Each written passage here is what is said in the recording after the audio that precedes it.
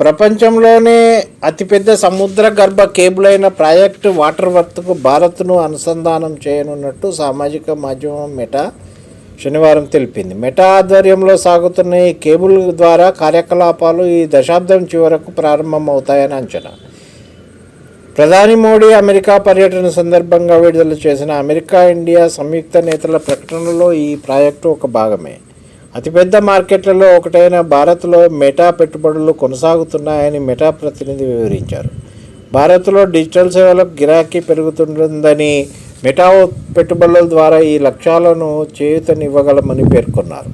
50,000 కిలోమీటర్ల పొడవున ఈ కేబుల్ ప్రపంచంలోని 5 ప్రధాన ఖండాలను కలిపే ఈ కేబుల్ పొడవు 50,000 కిలోమీటర్లకు పైగా విస్తరించి ఉంటుంది. ఇది భూమి చుట్టుకొలత కంటే ఎక్కువ.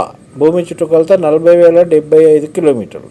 ఈ కేబుల్కు నౌకల లంగర్లు, ఇతర ప్రమాదాల వల్ల ఇబ్బంది లేకుండా అధునాతన సాంకేతికత వినియోగించి 7,000 మీటర్ల వరకు లోతులో బలంగా వేస్తున్నారు.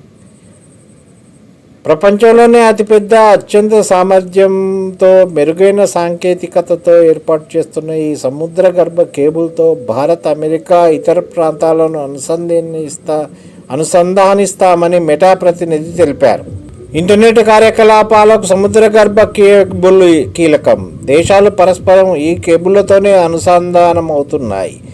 స్థానిక టెలికాం ఆపరేటర్లు ఈ కేబుళ్లకు అనుసంధానం కావడం ద్వారా తమ వినియోగదారులకు ఇంటర్నెట్ను అందిస్తున్నాయి. ఇది అత్యంత భారీ ప్రాజెక్ట్ అని, బిలియన్ల కొద్ది డాలర్లు ఖర్చు పెట్టాల్సి వస్తుందని కంపెనీ చెబుతోంది. ఖచ్చితమైన పెట్టుబడి వివరాలను కంపెనీ వెల్లడించలేదు.